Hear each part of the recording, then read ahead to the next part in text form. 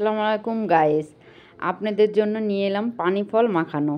এভাবে খেলে পানি ফল আর কখনোই এমনি খেতে চাইবেন না। চলেন আপনাদের সঙ্গে শেয়ার করি পানি ফল মাখানো। আমি পানি ফল ছিলে নিয়ে ভালোভাবে কেটে নিলাম। কেটে নেওয়ার পরে চলেন এবার মাখিয়ে ফেলি। এবার একটা প্লেটে নিয়ে নিলাম তেঁতুল, দিয়ে দিলাম লেবু পাতা, দিয়ে দিলাম স্বাদমতো লবণ, 2টা কাঁচামরিচ ভেঙে নিলাম। নিয়ে এবার আমি মাখিয়ে নিব। মাখিয়ে নিয়ে দিয়ে দিলাম ধনে গুঁড়ো, জিরে গুঁড়ো, পাঁচফোড়ন গুঁড়ো, ভেজে রাখা সরিষা গুঁড়ো দিয়ে আবার মাখিয়ে নিলাম। তারপর দিয়ে দিলাম চিনি, আবার মাখিয়ে নিলাম চিনি দিয়ে। এবার দিয়ে দিলাম চিলি ফ্লেক্স,